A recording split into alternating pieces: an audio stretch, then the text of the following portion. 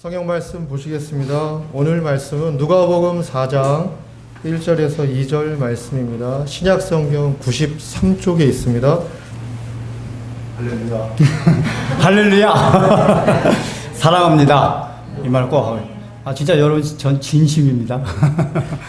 우리 성도들을 볼 생각하면서 주일이 기다려지고, 설교하는 건 싫은데 성도들을 만나고 싶어요.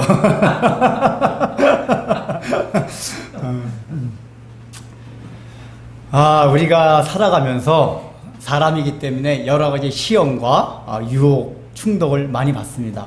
혹시 여러분 한 주간 지내면서도 그런 유혹이라고 생각하는, 충동이라고 생각하는 그런 시험거리를 만난 적이 없습니까?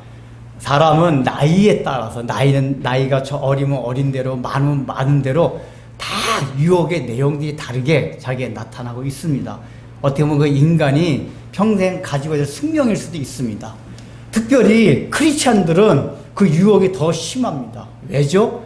아예 유혹의 늪에 빠져 사는 사람들한테는 사단이 유혹을 줄 필요가 없죠. 이미 유혹에 빠져 사는데요. 그렇기 때문에 크리스찬, 특별히 경건한 크리스찬들은 유혹거리가 더 많습니다. 시험거리가 더 많습니다. 오죽하면은 우리 예수님께도 사단이 시험하는 장면이 오늘 본문에 나타납니다. 이제 우리는 이런 본문을 보면서 우리한테 시험 오는 것까지 이해를 하겠는데, 예수님이 누구시죠? 사람으로 오시긴 했지만은 근본적으로 창조주이시란 말이에요. 사단은 누굽니까? 정체가 피조물이에요. 혹시나 또 모르신 분이 계세요. 사단은 하나님께서 창조하신 천사들 중에서 타락한 천사들이 귀신들이라고 하는 거고, 그 천사들의 대장, 그거를 사탄이라고 하고 마귀라고 합니다. 그러니까 사탄, 마귀는 단수고 귀신들은 복수예요. 다만 그 천사하고 우리와 다른 거는, 인간은 이렇게 3차원 이렇게 시공간에 제한되어 있는 육체에 갇혀 사는데 반해서 천사들, 그러니까 사탄, 마귀는 굉장히 능력이 뛰어납니다. 우리 인간보다 훨씬 뛰어나요. 그 차이가 있을 뿐이지 피조물이에요. 근데 어쨌든 그 피조물한테 창조주이신 예수님이 시험을 당한다? 이걸 우리가 어떻게 이해하고 받아들여야 되냐, 그 얘기예요. 중요한 거는 이 이해하기 힘든 사건을 마태, 마가, 누가 세 사람의 공관복음 기자가 다 기록을 합니다. 이 얘기는 예수님이 시험 받는 사건이 굉장히 중요하고 여기에 아주 중요한 진리가 담겨 있다, 그 얘기예요. 그래서 우리는 좀 처음에 이해가 안 될지 모르지만, 세 공관복음 기자가 다 기록했다는 사실을 통해서 여기에 굉장히 중요한 진리가 있다라는 전제를 깔고 이제 본문을 들어가고자 합니다.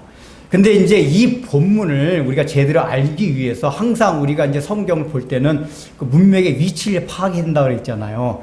근데 마태, 마가, 누가가 다 이 예수님이 마귀에게 시험받는 사건을 예수님의 수세 사건, 그러니까 예수님이 세례를 받는 사건 바로 뒤에 기록을 합니다. 이 얘기는 물론 시간적인 순서상으로도 이제 성경의 여러 가지 정황을 볼 때 실제적으로도 예수님이 세례 받은 이후에 광야에 40일 가셨다가 시험을 받은 게 맞아요. 근데 이제 원래 제가 처음에 설명을 드렸듯이 성경의 기자들이 이 성경을 기록할 때는 꼭 시간적인 순서로 반드시 기록하지는 않는다 그랬어요. 각각 그 저자들마다의 신학적인 관점, 의도에 따라서 얼마든지 시간 같은 편집해서 한다고 그랬는데, 세 사람이 동일하게 예수님이 세례를 받는 사건 뒤에 예수님이 시험을 받는 사건을 기록했어요. 이 얘기는 예수님의 시험 사건은 세례 사건과 관련이 있다, 연관성이 있다, 연장선상에 있다, 그 얘기를 말하는 거예요. 그렇다면 우리가 이 시험의 의미를 알기 위해서는 예수님의 세례의 의미를 다시 한번 새겨봐야 됩니다. 그래, 다 세례했잖아요. 여러 가지 의미가 있지만은 예수님이 세례받은 첫 번째 특징이 뭐죠? 우리의 죄짐을 대신하여 지고 죽으시사, 그게 뭐죠? 우리 한번 빠졌다가 우리를 대신하여 우리의 의를 위하여 다시 살아나신다. 그게 물에 들어갔다가 끄집어내는 침례, 그걸 상징한다고 그랬잖아요. 그러니까 예수님은 죄가 없으심에도 불구하고 우리를 대신해서 죽으셨다가 우리를 대신하여 살아나셨다. 이걸 상징적으로 보여주기 위해서 죄가 없으심에도 불구하고 세례를 받으셨다 그 얘기가 우리를 대신해서 주셨다 그 얘기입니다. 그렇단 얘기는 그 연장선상에서 생각할 때 예수님의 시험 사건도 누구를 위해서? 예수님은 시험 받으실 필요가 없는 창조주임에도 불구하고 우리 때문에 우리를 대신해서 시험 치신 게 아니라 시험을 치셨다 그 얘기예요. 그러면은 히브리서 기자가 얘기하지 그 내용이 뭐냐? 지금 이제 조금 이따 살펴보겠지만은 예수님이 시험을 받을 때는 하나님으로서의 그 성품을 가지고 이 시험을 받은 게 아니라 인간으로서 시험을 받은 겁니다. 그래서 히브리서 기자가 그 얘기를 해요. 예수님께서 우리의 연약함을 채우라사 우리의 연약한 그대로 시험을 그대로 받으시고 그것을 왜 그랬냐? 우리로 하여금 그 시험을 이길 수 있다는 것을 보여주시기 위해서 시험을 받으셨다 그 얘기예요. 그러니까 이제 아까 세례받은 사건은 아예 우리 대신 죽으시고 대신 우리를 살아나셨다 그 얘기인데 시험을 받으신 것은 이게 받으신 걸 통해서 시험을 극복하십니다. 이기십니다. 근데 이게 우리 대신 시험을 받았다는 의미가 뭐냐?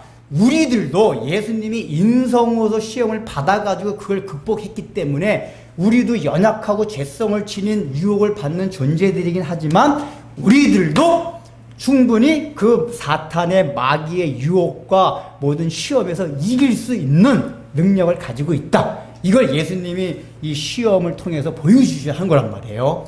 이제 좀 더 자세히 살피겠습니다. 그 다음에 이제 두 번째, 세례사건 두 번째가 뭐라고 그랬죠? 그 예수님의 세례사건이 성경에서 특이하게 성부, 성자, 성령, 삼위일체 하나님이 다 등장한다고 그랬어요.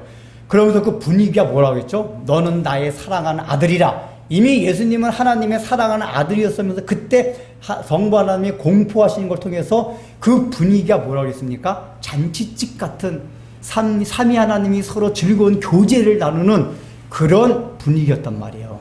그 얘기는 예수님의 세례받는 그 사건이 삼위일체 하나님 간에 영원전부터 약속되고 계획돼 있던 일이요. 이 성자 예수님께서 그 세례를 받는 게 죽으신 그 일이 사실은 하나님의 입장에서 볼 때 너무 기뻐하고 즐거운 일이다. 그래서 그 기쁨이 충만한 교제의 상태, 그거로 인해서 예수님은 성령이 충만해 있던 상태가 세례받는 사건이었어요. 그런데 그러면 우리는 성령이 충만하고 삼위일체 하나님 간에 서로 즐거운 교제를 나누고 그러면 그 뒤에는 어떤 일이 와야겠어요? 기쁨, 즐거움, 잔치집, 풍요로움 이런 게 와야 될 것 같은데 딱 이어지는 사건이 뭐냐? 4장 1절에 광야로 여기 이끌리시니라. 여기 누가복음이 이끌리시니라 번역이 되어 있지만 마가복음을 보면 성령께서 예수님을 광야로 내모사 내몰다고 나와요. 그러니까 이 얘기는 뭐냐면은 이제 아까 예수님이 세례를 받을 때 성령이 충만했다 그랬잖아요. 이것도 우리가 이제 사람들이 굉장히 이해하기 힘들어하는 게 예수님이 하나님이시니 또 성령이 충만해.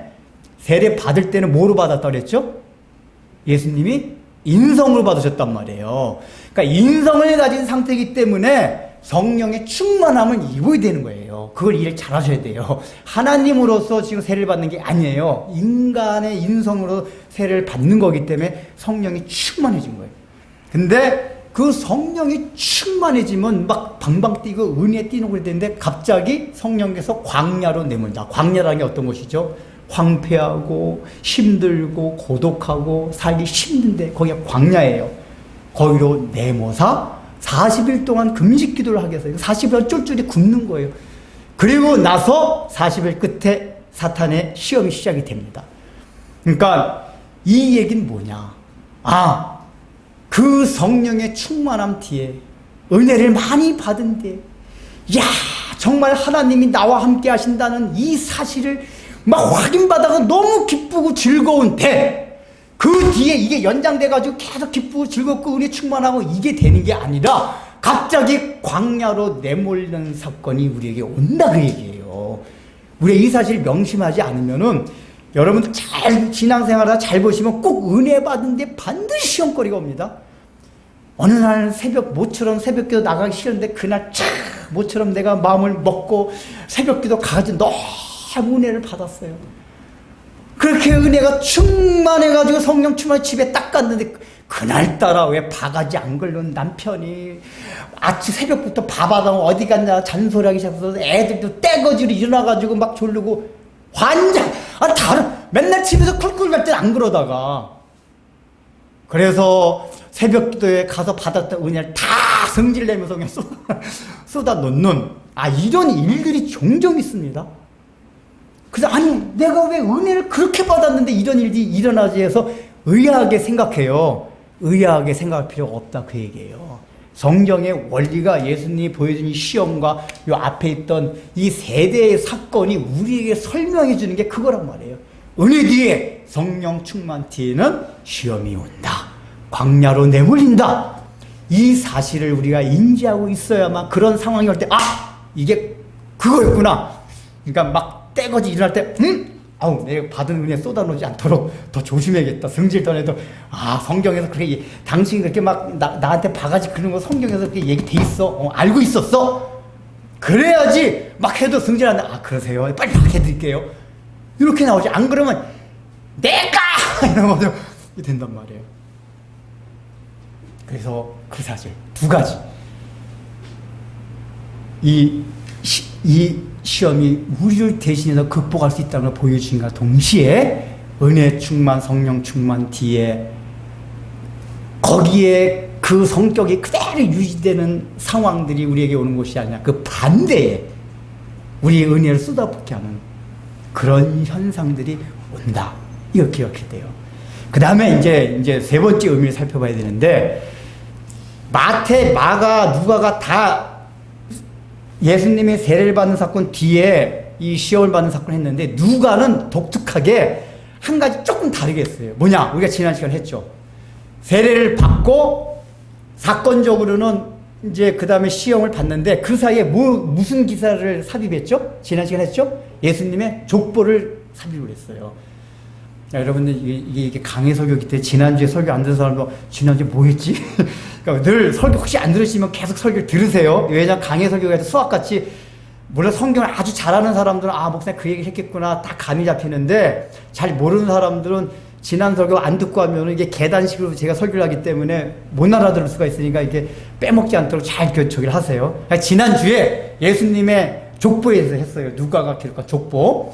근데 그러면은 누가가 왜 그 사건 사이에 두 사건 사이에 예수님의 족보를 기억했을까 그 얘기예요. 그러면은 마태, 마가가 말하고자 하는 그 의미와 더불어 한 가지인가 두 가지 더 하고 싶은 얘기가 있었던 거예요. 족보를 통해서 하고 싶은 얘기. 그러면 족보가 우리에게 알려주는 의미를 알아야 돼요. 특징을 알아야 돼요. 그게 뭐였습니까? 지난 시간 족보에서 많이 했잖아요. 제가 시간 관계상 사실은 족보를 하려면은 제가 77대라 그랬죠. 나오는 게 기억나세요? 77대인데 사실 그게 더 자세하게 하면은 7대씩 11그룹으로 이게 누가가 있어요. 이게 시대별로 이게 사실 나눠놨어요. 근데 제가 설교 준비하면 이걸 다 할까 하면 구약을 다 해야 되고 요세푸티푸스의 역사 신구약 중간사까지 다 해야 되기 때문에 이렇게 하면 성경 공부가 될 것 같아서 안 하고 또 어중간하게 두세 건 하면 안 될 것 같아서 하나로 다 몰아서 하려다 보니까 시간이 촉박해가지고 이제 지난주에 못한 게 있는데 누가가 기록한 족보가 마태와 아주 특이한 게 두 가지가 있었죠. 뭐였었죠? 하나는 상향식 족보, 또 하나는 마리아의 계보였었어요. 자, 그러면은 일단 마리아의 계보의 의미 첫 번째 설명드렸죠. 뭡니까? 신년. 마리아의 계보를 기록함을 통해서 그 처갓집 장인 그쪽 아버지의 상속을 받는다는 이걸 통해서 예수님께서는 신년을 완성하러 오신 분이시다. 신년이라는 건 궁극적으로 사단의 종사를 하고 있던 모든 인류에게 자유함을 주시고자 하는 게 신년의 원리예요. 근데 그걸 상징적으로 하나님이 가르쳐주고 메시지화하기 위해서 만든 제도가 실제로 토지제도 50년마다 돌아오면 토지를 공짜로 돌려주라 그러고 그걸 잘 안 하니까 계대결혼법, 상속법 이런 것들 계속해서 만들어 놓은 거란 말이에요. 구약의 율법들이. 중요한 건 신현의 원리 그걸 완성하러 오신 분이었었어요. 고했어요. 근데 더 중요한 거 안 한 게 있었어요. 지난해 뭐냐면은 마리아의 계보가 원래 혈통은 이게 이제 남자의 혈통을 따라 올라가는 거잖아요. 일반적인 족보라는 거는 다 어느 유대인뿐만 아니라 모든 시대 동서고금을 막론하고 족보라는 건 남자의 혈통을 따라서 내려갑니다. 그것도 올라가는 게 아니라 내려가요. 그렇죠? 여러분 누가복음의 족보가 굉장히 특이한 족보예요. 그러니까 구약에 나오는 모든 족보도 그렇고 동서고금의 모든 족보는 조상들로부터 시작해서 내림차순으로 자손들을 향해서 내려가는 그 족보예요. 근데 누가복음은 거꾸로 전 세계 없던 특이한 족보를 올려서 써버린 거란 말이에요. 그러면 이게 뭐냐? 일단은 그게 같이 연계가 된 게 뭐냐? 상향식이라면 하향식 족보라는 의미 뭐냐면은 혈통이 관점이에요. 이 족보 계보가 혈통대로 이 사람 육신의 혈통대로 내려간다. 그 관점과 초점을 맞춘 게 하향식 족보예요. 그러니까 그 모든 족보가 다 그런 거예요. 거기 혈통을 따라 내려가는 거 중요한 건 뭐냐? 자손들은 다 남자의 씨라는 거예요. 그 뭐죠? 남녀가 결혼을 해서 남녀 부부관계에 의해서 난 게 다 남자의 씨들이란 말이에요. 그게 혈통을 따라 내는 족보예요. 근데 누가복음의 족보는 예수님으로 시작해서 거꾸로 올라갔단 말이에요. 위로. 그러니까 낳고가 아니라 예수님의 위는 요셉의 위는 헬리오, 헬리의 위는 쭉쭉 올라가요. 이건 뭐냐? 혈통에 초점이 있는 게 아니에요. 이건 예수님부터 일반 혈통이 아니라 예수님부터 시작해서 아담으로부터 시작해서 종말까지 오는 모든 인류가 예수님과 연계돼 있다. 연대돼 있다. 예수님과 관계가 있다. 이걸 보여주는 족보가 이 상향식 족보란 말이에요. 그래서 아담까지, 그러니까 유대인을 넘어선 전 인류의 조상인 아담에까지 올라간 거란 말이에요. 그러니까 이 누가복음의 마리아의 계보, 상향족의 특징이 뭐냐? 첫 번째, 예수님은 혈통적으로 온 남자의 씨가 아니라 상향돼서 올라가는 모든 인류와 연대를 맺고 관계를 맺는 누구의 후손이다? 여자의 후손이다. 그 얘기예요. 일반 혈통이 남자의 씨잖아요. 근데 마리아의 계보라고 했잖아요. 마리아의 계보라는 게 남자의 씨가 아니란 말이에요. 여자의 씨예요. 근데 여자의 씨는 창세기에서 약속한 거 잘 아시죠? 창세기 3장 15절에 아담화가 타락한 뒤에 두려워하고 있을 때 하나님께서 첫 번째 하신 약속이 뭐였죠? 내가 여자의 후손을 통해서 너를 유혹에 빠뜨리고 죄에 빠뜨린 뱀의 머리를 짓밟으리라. 그게 가장 첫 번째 인류에게 한 메시아에 대한 약속이었어요. 하나님의 아들에 대한 약속이었어요. 근데 왜 여자의 후손이라고 했다고 했습니까? 모든 인류는 다 남자의 후손이에요. 남자의 씨예요. 오늘날의 여건이 신장된 시대에도 불구하고 여전히 족보는 남자의 씨로 내려가잖아요. 그렇잖아요. 여러분 족보 집에 여자로 내려가는 집안 있습니까? 다 남자 씨로 족보가 내려가요. 그래서 모든 인류 다 남자의 후손, 남자의 씨예요. 오직 예수 그리스도만이 남녀관계 아닌 성령으로 잉태된 여자, 그러니까 마리아 단독으로 요셉과 부부관계에 의한 것이 아닌 성령으로 잉태된 후손이다 그 얘기예요. 그래서 창세기에서 여자의 후손이라고 얘기한 거란 말이에요. 근데 이 마리아의 계보를 얘기했던 건 뭐냐? 바로 이 분이 여자의 후손이다. 혈통을 따라오는 남자의 후손이 아니라 여자의 후손이다. 이걸 지금 얘기하고자 하는 거예요. 그러면 누가가 이 족보를 통해서 하고자 하는 얘기가 뭐냐? 누가는 다른 복음서에 비해서 예수님의 인성을 굉장히 강조한다고 말씀을 드렸습니다. 그렇죠? 요한복음 같은 경우 특히 예수님의 신성만을 많이 강조하는데 누가복음은 아주 예수님의 인성을 많이 강조해요.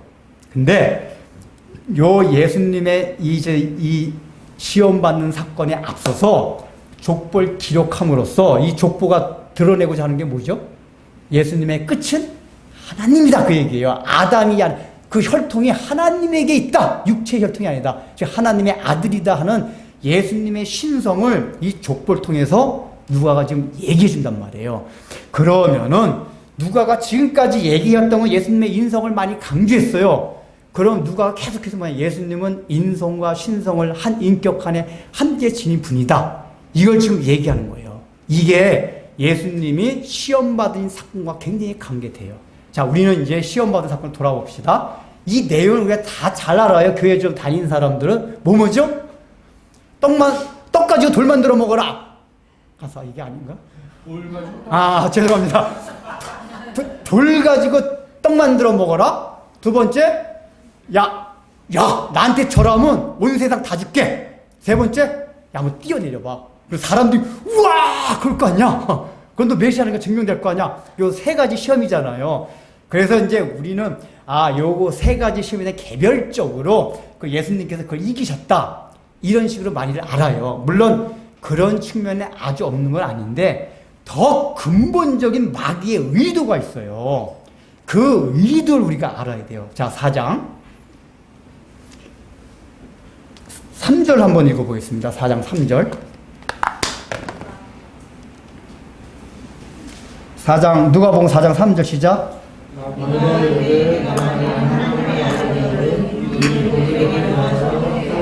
예, 지금 마귀가 이제 여기 전에, 요거 전에, 지금 이제 일단은 예수님께서 여기 이제 1절에 광야로 가시잖아요. 광야로 가셨다가 시험을 받으세요. 이제 요걸 이제 빼먹고 설명 안 드렸는데, 이게 광야로 가셨다는 얘기는 뭐냐면은 예수님이 우리 대신 시험을 받는다는 걸 설명해 주는 하나의 측면이에요. 왜냐하면 광야라는 건 광야에서 40일이라고 했잖아요. 유대인들은 광야 40만 하면 딱 생각나는 게 있어요. 뭘까요? 출애굽을 해서 40년 동안 광야 생활하면서 고생한 그 시험을 받은 거, 이게 유대인들한테 그냥 떠오르는 이미지예요. 그러니까 예수님이, 성령께서 예수님을 광야로 내모나서 40일 동안 거기 있게 하신 건 뭐냐? 지금 예수님의 이 과정들이 이스라엘 백성들이 출애굽을 해서 40년 동안 광야에서 시험 받는 거를 지금 예수님께서 받고 계신다, 그 얘기예요. 아까 말한 예수님이 우리를 대신하여 시험 받고 있다는 거를 더 구체적으로 지금 설명하고 있는 거예요. 그러니까 그게 그렇게 되기 때문에 실제로 시험의 내용이 이제 세 가지 말씀을 드렸잖아요. 그 먹는 문제, 명예 문제, 권력 문제, 자욕 실현 문제, 이런 문제들이 애당초 처음에 사탄이 아담화를 유혹하려고 했을 때, 선악과를 따먹으라고 했을 때 했던 유혹이 있었어요. 선악과를 보면서 뭐라 그랬죠? 보니까, 화가 보니까, 먹음직도 하고, 보암직도 하고, 지혜롭게 할 만큼 탐스럽기도 하였더라. 그 세 가지 유혹이 있었어요. 이 세 가지 유혹이 인류 가운데 다 조금씩 이렇게 저렇게 변형돼가지고, 바뀌어가지고, 인간의 욕망으로 다 바뀌었어요. 그래서 이제 모든 사회학자들은 그런 욕망을 이렇게 뭐 분류하고, 이제 제가 이제 앞으로 이거 하나하나 해가지고 3시간, 4시간 걸쳐가지고 개별적인 욕망을 다 해나갈 텐데, 어쨌든 그때 하겠지만 학자들이 시대마다 그 욕망, 인간의 욕망들을 이렇게 종류별로 내용별로 이렇게 분류해가지고 뭐 3개, 4개, 5개 이렇게 분류 많이 해놨습니다. 이제 그건 이제 다음 시간에 말할 거고, 그런 식으로 해왔는데 가장 근본적이고 핵심적인 그 욕망의 내용이 뭐느냐? 먹음직도 하고, 보암직도 하고, 탐스럽게 할 만큼, 지혜롭게 할 만큼 탐스러웠다. 그 내용이 인간으로 하여금 모든 유혹의 내용들로 이렇게 퍼져나갔다, 그 얘기예요. 그러니까 그 아담화가 받은 유혹이 지금 예수님이 그대로 사단이 유혹을 하고 있는 거예요. 시험을 하고 있는 거예요. 이걸 우리가 명심해야 돼요. 그러니까 그 광야 가운데서 굶었기 때문에 이제 배가 고픈 상태란 말이에요. 그러니까 배가 고픈 상태인데 4장 3절에서 뭐라 그러냐? 내가 만일 하나님의 아들이거든 이 돌들에게 명하여 떡이 되게 하라 그랬단 말이에요. 자, 여러분들 예수님 배가 고팠을까요? 안 고팠을까요? 고팠죠. 당연히 40일간 굶었는데 일주일만 굶어도 돌이 다 빵으로 보인다면서요. 역사를 보면 많이 굶으면 자기 자식이 고기로 보인대요. 실제 역사 가운데 그런 인육을 먹는 사건들이 있었잖아요. 예루살렘 70년 때 망할 때도 로마 군들이 그 예루살렘 다 포위하고 그랬을 때도 먹을 걸 아무것도 들여보지 못하니까 여자들이 눈이 뒤집혀져서 자기 자식 잡아먹고 그랬을 때요. 얼마나 배가 고팠겠어요. 그러니까 이거는 단순하게 배고픈 걸 통해서 유혹하는 거다라고 이제 생각할 수가 있는데, 요 마귀의 질문을 보면은 우리가 좀 생각할 게 있어요. 여기 뭐라 그랬죠? 내가 만일 하나님의 아들이거든 그랬어요. 근데 이게 원문상을 정확하게 번역하면, 이건 우리 번역은 조건절로 돼 있는데, 내가 하나님의 아들일진데, 그거예요. 정확하게 번역을 하면. 아들이거든이 아니라 아들일진데, 이 얘기 뭐냐? 사탄이 지금 예수님이 정체성을 알고 있다는 얘기예요. 예수님이 인간으로 이렇게 있긴 있지만은 이 인간 예수가 하나님의 아들이라는 걸 알고 있어요. 왜냐? 사단은 영적 존재이기 때문에. 여러분, 사단이 그런 거 안다는 거 아세요? 사단이 귀신같이 그거 다 잘 알아요. 사단은 대장이고 귀신은 쫄긴게 당연히 사단은 귀신보다 더 잘 알죠. 제가 하나 예를 들게요. 우리 이제 집이, 이제 좀 한 10년 이상 된 얘기인데, 하는 일마다 우리가 동생들보다 하는 일마다 안 되고 계속 빚지고 너무 힘든 때가 있었어요. 그러니까 우리 그 큰 이모님 중에 아주 불교의 골수부자 점쟁이만 찾아다니는 분이 계셨는데, 하도 우리 집이 안 되니까, 얘야, 내가 진짜 용한 점쟁이 알고 있거든. 진짜 용하대. 그러니까 사주팔자가 아니라 이렇게 또랑또랑 막 해가지고 딱 아는 점쟁이래요. 용한 점쟁이 한번 가서 좀 물어보자. 그래서 제가 호통을 쳤어요. 물론 이제 어른이니까 뭐 호통 막 그런 거 아니라, 이모님, 우리가 예수 믿는 사람이 무슨 점이냐고. 하나님이, 우리는 알 수 없지만 하나님의 선한 뜻이 있어서 그냥 이렇게 어려운 거니까 참고 기내면 좋은 날이 옵니다. 이렇게 얘기를 했는데, 이모님이 이제 우리가 말을 안 들으니까 우리 몰래 점을 보러 갔대요. 근데 나중에 이제 우리 이모님 와서 얘기를 해주는데, 그 점쟁이가 뭐 정기를 어떻게 들지 뭐지, 뭐 정기를 막 하더니 갑자기 그러더래요. 이 집안 정기가 안 나온다고. 예수 믿는 집이라고 그러더래요. 그러면서 우리 이모님 말, 야, 그 귀신같이 알더라. 너희 집이 예수 믿는다는 거를. 귀신이 귀신같이 알아요. 진짜 귀신이 귀신같이 우리가 예수 믿는 집이라는 걸 알아요. 저는 그 신기한 게, 그래서 이모님 보세요. 그게 우리가 예수 믿는 귀신이 안다는 얘기, 우리 예수 믿는 게 얼마나 정기가 안 나와. 이쪽 신이 능력이 많아서 그렇다 그런대요. 그 귀신 얘기가. 이쪽 신이 능력이 많아서. 이모님! 예수 신이 능력이 많으니까 예수 신을 믿으셔야 되니까, 야, 내가 여태까지 믿고 왔던 신 어떻게 배신하냐.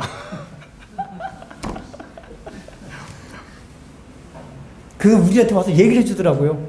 제가 예수 믿으라고 하니까, 내가 우리 신 어떻게 배신하냐. 사람이 어리석으려고 그런 거 보면 예수 믿으셔야지. 점쟁이가 그 예수 신이 강하다고 얘기를 해줬는데. 그래서 정기 안 나온다는 거를. 귀신이, 그게 점쟁이가 아는 게 아니라, 그러니까 이 사주팔자가 아니라 실제로 신이 들려서 하는 점쟁이들은 귀신이 알려주는 거란 말이에요. 예수님의 공생을 봐도 그런 게 나와요. 예수님이 하나님의 아들가 아무도 몰라요. 지금 예수님이 메시아라는 것만 세례요한이 조금 알고 있지, 하나님의 아들가 아예 모르거든요. 근데 이제 공생할 때도 그랬어요. 근데 어느 날 이제 귀신 들린 사람, 이제 귀신 내추로 갔잖아요. 그러니까 귀신 들린 사람이 예수님한테 뭐라 그러죠? 하나님의 아들 예수요, 왜 이 땅에 오셔서 우리를 괴롭히나이까? 제발 우리 무정에 갇힐 때까지 잠깐 내버려 두시면 안 되나이까라고 호소를 해요. 그러니까 귀신 들린 사람이 얘기를 하는데 그게 안에 있는 귀신이 얘기를 한 거란 말이에요. 그래서 예수님이 뭐라고 하죠? 잠잠하라. 그때는 예수님이 하나님의 아들이라는 거를 말씀하실 때가 아니란 말이에요. 그래서 귀신들은 잠잠하라. 다른 사람들한테 발설되죠. 잠잠하라 하놓고 어떻게 하죠? 그 귀신들을 돼지떼로 들어가게 해버려요.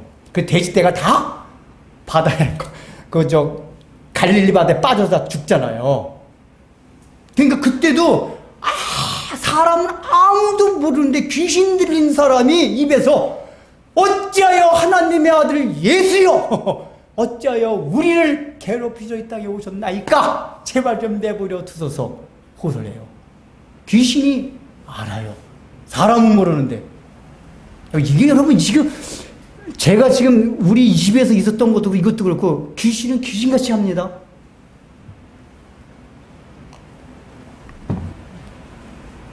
제가 얼마나 과학적이고 따진 걸 좋아하는지 아세요? 그런 건 제가 아무리 과학적으로 별별게 설명은 안 돼요. 영적 세계이래. 영적 세계. 그러니까 여기서도 사탄은 귀신의 대장이잖아요. 당연히 알죠. 야, 너 하나님의 아들이잖아. 근데 왜 굶고 있어? 야, 지금 널려있는 게 돌이다, 돌. 그거 가지고 떡 만들어 먹어. 그러면 여기서 지금 사단이 노리는 게 뭘까요? 단순하게 너무 배고파서 그냥 배고픈 걸 못 참아가지고 떡 먹는 요거, 이게 궁극적인 목표가 아니에요. 여기서 내가 하나님의 아들일진데, 아들이잖아. 너 하나님의 아들이잖아. 이게 뭐죠? 야, 하나님의 아들이라면 뭐죠? 창조주란 말이에요. 제가 말하죠. 하나님의 아들은 하나님과는 다른 분이지만은 하나님이 가진 모든 걸 그대로 갖고 계신 분이 하나님의 아들이라고 설명을 드렸어요. 그러면 그분은 그래서 창조주요, 요한님 같이 무한하신 분이요, 전능하신 분이란 말이에요. 야, 너 하나님의 아들이잖아. 그럼 뭐, 저 천지를 창조한 분이 한 사람이 이것도 못해? 돌 가지고 떡 좀 만들어 먹어. 그래서 예수님이 떡을 딱 만들어 먹으면 어떻게 된 거죠? 만약에 떡을 만들어 먹으려면은 예수님이 제한된 신성을 해제시켜야 돼요. 이게 이제 적당한 예화인지 모르는데 이게 조심스럽긴 한데, 예수님이 한 인격 안에 100% 완전한 사람, 완전한 신성이 있다 그랬잖아요. 그러니까 우리가 이게 기계식으로 말할 게 모두 스위치가 있는 거예요. 예수님 인격 안에 스스로 자유의지 스위치. 그래서 내가 자유의지에서 완전한 신성으로 딱 할 수도 있고 완전한 인성으로 할 수도 있는 거예요. 예수님 스스로의 자유의지에 의해서. 그러면 사단의 그 말을 듣고 신성 모드 딱 해놓고, 아, 열받아. 이게 지금 이게 어디 피조물 이게 까불어. 그 열받아서, 알았어. 내가 누군지 알아? 신성 모드 딱 하고 스위치를 딱 신성 모드 딱 돌리고 그 제한되어 있던 신성을 다 발휘해가지고 떡을 만들었다. 그러면 예수님의 신성은 제한에서 풀려가지고 마음껏 하시면 뭐가 안 됩니까? 우리의 구원은 날아가는 거예요. 왜 그렇죠? 우리의 구원은 반드시 우리가 받는 고통, 형벌을 그대로 받아야만 왜냐, 하나님은 공의로우시면 그냥 용서해 주는 게 아니에요. 우리 늘 공짜라고 생각하는데 그 공짜가 엄청난 값, 예수님의 몸값이 있었단 말이에요. 대신, 그러니까 하나님이라서 고통도 안 당하고 십자가에 못 박는데 못을 박아도 하나도 안 아프고 그러면 형벌이 아니란 말이에요. 인간과 똑같이 되셔서 못 박고 막 아프고 막 가시면서 피가 흘리고 쓰리고 고통스럽고 이래야지 진짜 형벌이란 말이에요. 그 형벌을 받기 위해서 진짜 인간이 되셔야 된단 말이에요. 고통 똑같은 인간. 근데 하나님이 되셔가지고 하면은 그 형벌을 대신 못 받아요. 그러면 우리는 다 지옥 가고 구원을 못 받아요. 그게 성부 하나님의 뜻이었어요. 아버지의 뜻이었어요. 예수님 걸 너무 잘하셨어요. 내가 여기서 신성 모드로 바꿔버리면 아버지의 뜻은 다 어긋장난다. 이 불쌍한 우리 사랑하는 사람들 다 구원 못 받는다. 내가 신성이 제한되어 있지만, 여러분, 잘 생각해봐요. 이게 어려운 게, 자기가 못하는 걸, 못하는 게 어렵습니까? 다 할 수 있는데 못하는 게 어렵습니까? 내가 다 할 수 있는데 이거 못하면 사람 환장해요. 답답해요. 옆에서 꼬장꼬장. 아, 야! 너 이거 못해? 다 할 수 있어요. 아, 저 새끼, 그냥, 내가 이게 다 할 수 있는데, 못하면 못해서 그런데 다 할 수 있는데도 불구하고 못할 때 답답함 어떻겠어요? 그래서 예수님이 이때 인생이니까 이게 하고서 신성 모드 돌려버린 순간 우리의 구원이 끝난단 말이에요. 그래서 예수님은 성부 하나님을 사랑하고 성부 하나님의 뜻을 너무 잘 알기 때문에 그 아버지의 뜻을 받들어, 아니다, 내 굶어도 배고파도 나는 지금 하나님이 안 되리라, 그냥 인간으로 있겠다, 이게 한 거란 말이에요. 그 능력을 발휘하지 않겠다. 지금 마귀가 노리는 건 그거예요. 예수님이 인성을 싹 버리고, 야, 너 원래 하나님의 아들이잖아. 내 자리로 돌아가. 그 얘기예요. 마귀가 하는 게. 자꾸만 인간으로 오지 말고, 옛날 귀신들도 그랬거든요. 인간으로 오지 말고 그냥 원래 너 위치, 원래 하나님의 아들인데 왜 자꾸 인간 세상에 와서 그래. 그냥 하나님의 자리로 돌아가. 제발 좀. 그래야지 마귀는 승리한 거란 말이에요. 이걸 예수님이 간파하셨어요. 근데 그때 이 마귀의 논리가 사탄의 논리가 뭡니까? 너 하나님의 아들이라면 당연히 능력이 있잖아. 돌을 떡 가지고 만들 수 있는 능력, 뛰어내려도 다치지 않을 수 있는 능력, 이 세상 사람들이 다 경배받을 수 있는 능력, 창조주인데 그 논리를 가지고 예수님께 시험을 걸었어요. 이건 뭐죠? 늘 사탄은 그 논리 가지고 역사적으로 계속 그리스도인들에게 시험을 걸습니다. 야, 너 하나님의 자녀잖아. 여러분, 우리 하나님의 자녀가 약속된 복과 능력과 풍요로움이 얼마나 많은지 아세요? 성경을 읽어보면 어마무시해요. 근데 우리가 실제로 살아가는 현실 속에서 이 하나님의 자녀에게 약속된 복과 풍성함과 능력들이 보입니까? 안 보입니까? 안 보여요. 맨날 우리 광야로 내몰려 있어요. 아니, 하나님의 자녀라고 하는데 세상 사람보다 못한 맨날 광야로 내몰려 배고파서 패를 누리고 있어요. 그때 사단은 야, 너 하나님의 자녀라며. 하나님의 자녀잖아. 그러면 너 하나님의 자녀라면 당연히 성경으로 많은 거 약속해 줬지. 마귀 귀신같이 알아요. 근데 그거 왜 못 누려? 너 그거 추구해. 그거 하나님께 기도해. 너 하나님의 자녀인데. 그거 우리는 맞아. 내가 하나님의 자녀인가 그걸 해야지 당연히. 아이, 그리스도인게 능력이 있어야지. 내가 모든 풍요로움, 모든 세상 사람보다 더 풍요로운 걸 가져야지. 이러고 싶단 말이에요, 우리가. 근데 그게 아니다, 그 얘기예요. 왜냐? 예수님이 신성을 제안하시면 왜 제안하셨죠? 우리들의 구원. 그걸 더 포괄적으로 얘기하면 하나님의 나라를 세우시기 위해서 그랬어요. 구원이라는 걸 하나님의 나라라는 말로 바꿔 말하면은 우리가 구원되면서부터 하나님의 나라가 시작이 돼요. 하나님이 통치하시는 그 나라가 시작이. 그러니까 우리의 구원은 하나님의 나라가 시작이에요. 그리고 예수님이 다시 재림하심으로써 그 하나님의 나라가 완성이 돼요.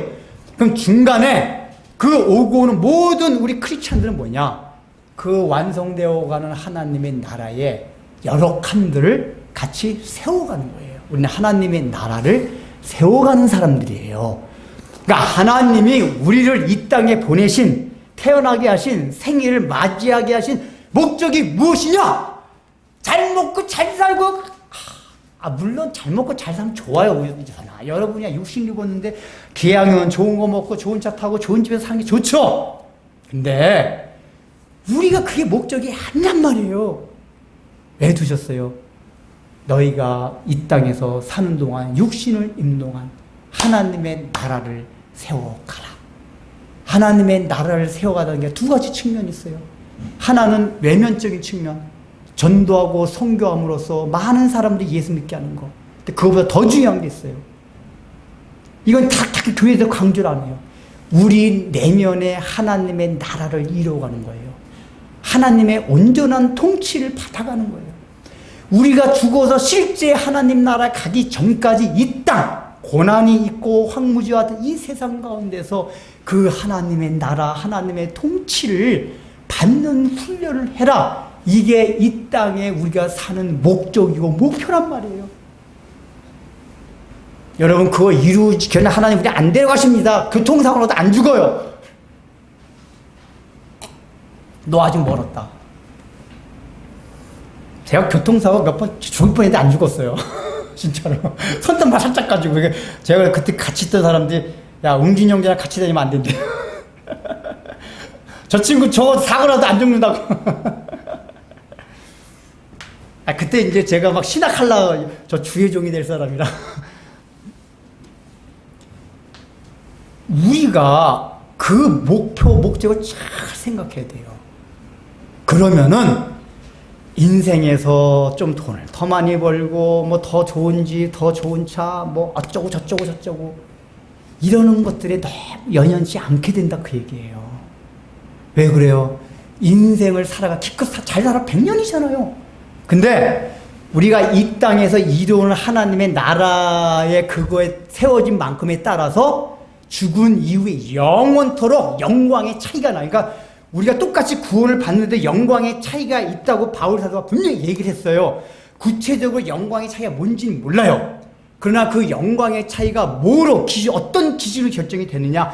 이 땅에서 하나님의 나라를 세워가는 만큼 주어진 시간 동안에 그거에 따라서 우리가 그 70년 살지 100년 살지 80년 살지 모르지만 그거로 인해서 영원히 1000년도 아니고 10,000년도 아니고 1억 년도 아니고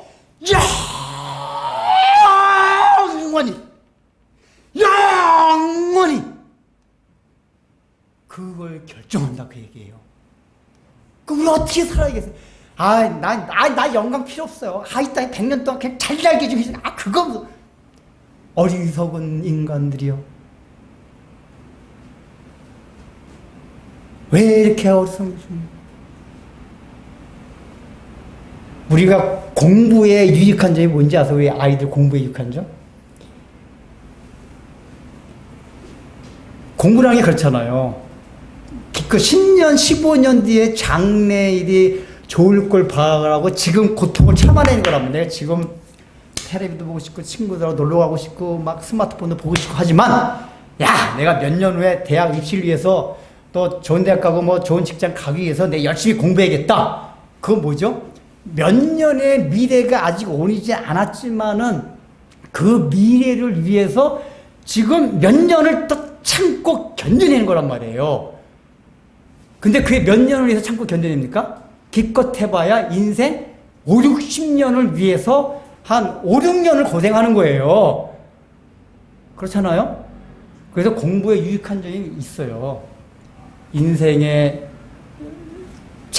눈앞에 보이는 게 다가 아니라, 얘들아. 눈앞에 보이는 게 다가 아니라, 인생은 늘 긴 안목을 보고 살아가게 된다. 공부하는 걸 통해서 그런 걸 배워야 돼. 그래서 우리가, 공부도 그런 측면에서 좀, 지금 하고 싶죠. 참고 공부해야겠다. 근데 이 하나님의 나라에는 그게 될 것도 아니란 말이에요.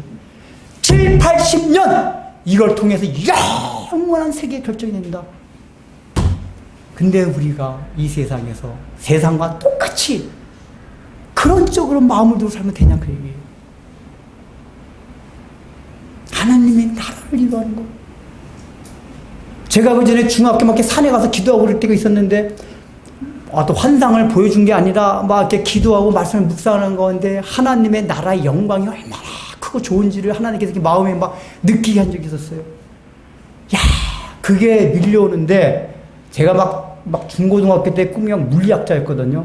그것도 꿈도 야무져가지고 내가 세계 최초로 노벨 물리학상 받겠다.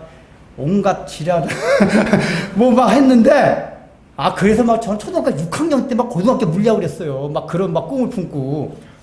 근데 그 하나님의 나라 영광에 그게 막 그 스며오는데 위대한 물리학자 물리학상 그 개뿔 아니다.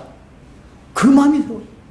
하나님의 영광을 보니까 아무것도 아니에요. 제가 어떤 기도가 나오냐. 하나님, 부모님한테는 좀 미안한 얘기인데 저희 기도하다가 왜 하나님의 나라 가면 안 됩니까? 제가 이제 밤에 기도하러 갔다가 새벽에 이제 기도하고 학교 가려고 내려온단 말이에요. 이제 밤에 집에 가가지고 숙제 공부 다 해놓고 밤에 한 10시, 11시 올라갔다가 기도하다 잠자다가 이제 아침 일찍 내려와 학교 그러니까 또 죄악 많은 저 세상 저 또 내려가야 됩니까? 저 빨리 천국 좀 가면 안 됩니까? 그 영광스러운 나라. 제 마음이 그랬는데 하나님, 애야 너 아직 멀었다. 너 아직 멀었다. 한참 더 살아. 왜 그런지 아세요? 제가 하나님의 성품을 닮은 게 있어요. 그러니까 이 하나님의 나라를 이뤄가는 게 다른 말로 말하면 뭐냐? 예수님의 그 성품을 닮아가는 거예요. 온유한 성품, 온유한 게 뭐죠? 하나님이 이렇든지 저렇든지 하나님의 통치를 온전하게 받아들이는 그 온유하고 겸손한 그 성품, 그걸 닮아가는 게 하나님의 나라를 이 땅에서 세워가는 거예요. 제가 아직 지금도 멀었는데 그때 더 멀었었죠. 모함막 너 아직 멀었어. 그래서 하나님 이제 이 땅에서 사는 목적을 어떻게 하면 내가 예수님의 그 성품을 닮아갈까? 그래서 내 안에서 자기가 부인이 되고 하나님의 온전한 통치를 받아들이고 자기중심적으로만 사는 삶에서 다른 사람을 위해서 십자가를 지고 희생하고 그런 삶을 살아갈 수 있을까? 거기에 막 목표가 세워지는 거예요. 제가 여러 번 말씀드렸지만 목표가 그렇게 세워지면은 다른 게 알랑알랑 이게 연연들돼요. 사람이라는 게. 그 목표가 뚜렷하면 하나님 어째요? 아직까지 제 성품이 이렇습니까? 아직까지 저는 이렇게 희생을 안 하려고 그러고 얌체 같고 이 더럽고 하나님 어서 주님의 그 아름다운 성품을 나도 담게 하여 주옵소서. 그 하나님의 나라를 나도 이 땅에서 이루어가게 하여 주옵소서. 이게 우리의 인생의 목표가 될 때 다른 것들은 하나님이 많이 주시면 많이 주신 대로 감사하고 적게 주시면 적게 주신 대로 감사하고 이러면 이렇고 저러면 그렇고 주여 감사합니다.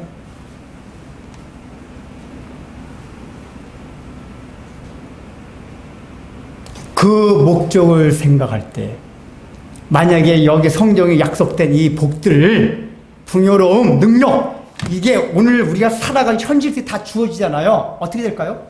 개판됩니다. 우리의 이 성품을 보면은 전부 자기만 알고 봐봐요. 우리 기독교인들 좀 벌면은 없는 사람한테 베풀어주면 얼마나 좋아요. 야 하나님께 이렇게 많이 주셨으니까 나는 좀 푹 뛰어서 줘야겠다. 세금만 올려도 난리가 나요. 부자들은 좀 세금 좀 많이 내서 가난한 사람 도와주시다. 그래도 난리가 나요. 그 가운데 기독교인들은 많아요. 하나님이 주신 복들이요? 그럼 우리는 성질 더 더러워져요. 하나도 하나님의 성품이 안 이루어져요. 그나마 고생하고 막 내몰리고 강야로 했다가 그래서 망하기도 하고 그래서 낮아지고 겸손해지고 주여 주여 조금 예수님의 성품을 닮아가요. 안 그러고 우리의 소원과 우리의 몸과 뜻대로 우리의 능력대로 능력을 막 우리가 성경이 약속의 능력 쭉 밑에 정렬 나는 권력자다 내 밑에 정렬 야 여러분 우리 성품이 있으면 얼마나 밑에 사람을 저기 하겠어요.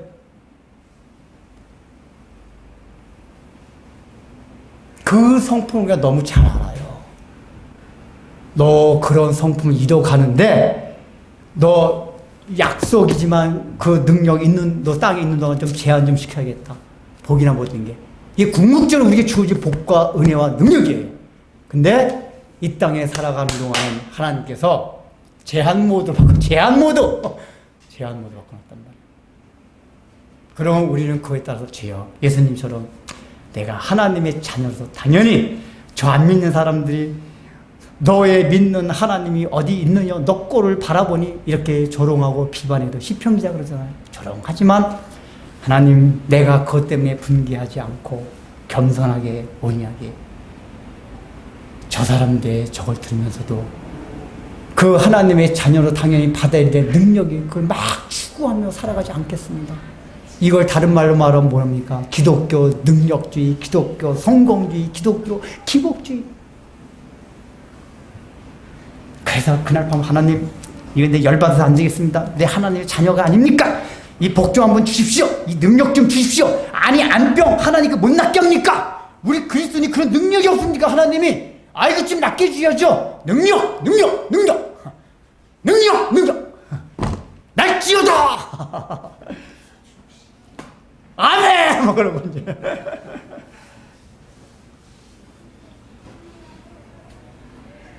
그러면은 사단이 시험에 치는 거란 말이에요.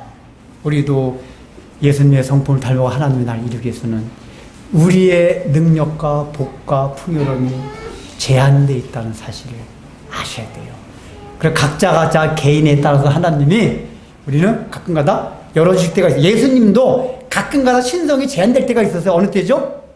구속사의 차원에서 하나님의 나라의 어떤 비밀을 가르쳐 주기 위해서 초자연적인 기적을 베푸실 때가 있었어요. 그렇죠? 그게 잠깐 신성을 잠깐 푸시는 경우가 있었어요. 그때는 예수님의 제자들이 배고플 때는 밀밭 사이로 제자들이 가가지고 막 밀밭 따먹었어요. 그런 때 사용하지 않으시고 오병이어 같이 구속사적인 진리를 꼭 설명해야 될 필요성이 있을 때만 신성 능력을 잠깐 해제시키고 그 신성을 발휘하셨단 말이에요. 우리들도 마찬가지예요. 우리가 인생을 살아가면서 늘 제한되어 있는 건 아니에요. 때와 장소와 사람의 성향과 환경 상황에 따라서 어떤 사람들은 가끔가다 하나님께서 약속하신 복과 능력과 풍요로움을 제한 해제 잠시 그럴 때가 있어요. 그럴 때 분위기가 좋죠. 계속 그러고 싶죠. 그럴 때가 있어요. 그럴 때 감사하게 받아드십시오. 그러나 항상 그렇지는 않다. 이걸 생각하라 그 얘기예요. 항상 않다.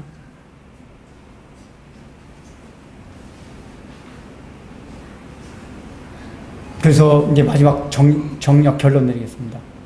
우리가 이 예수님의 시험 사건을 통해서 첫 번째 생각해 드릴 게,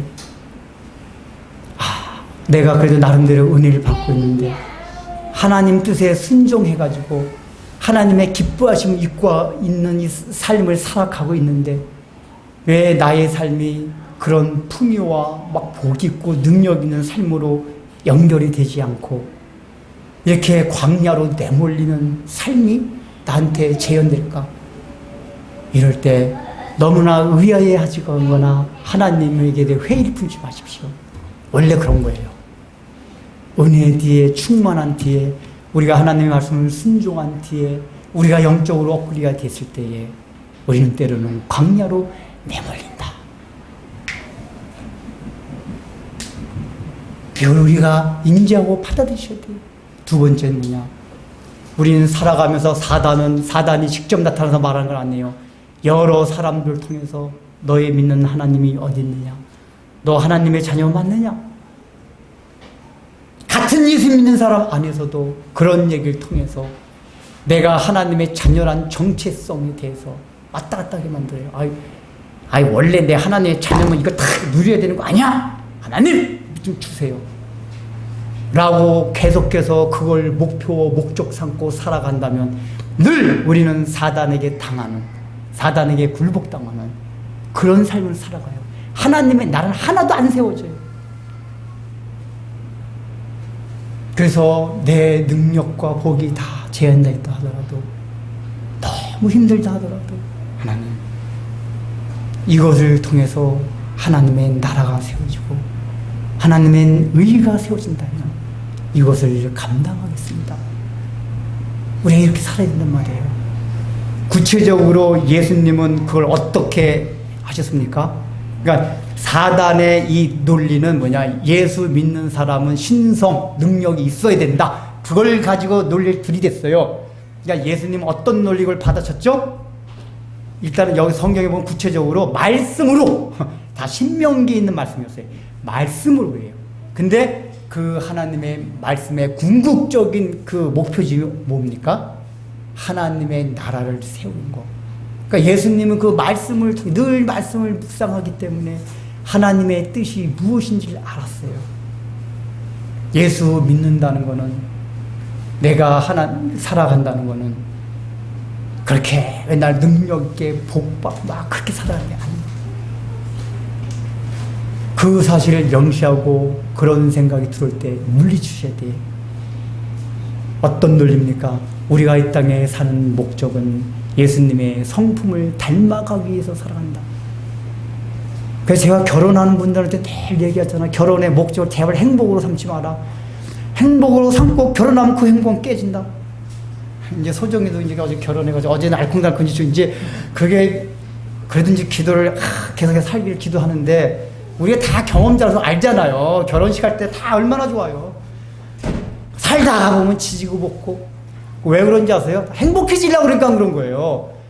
내가 결혼해서 저 사람을 위해서 희생하고 헌신하고, 남자는 친정을 위해서 여자는 시댁을 위해서 내가 좀 더 헌신하고, 그런 마음으로 다 살아봐요.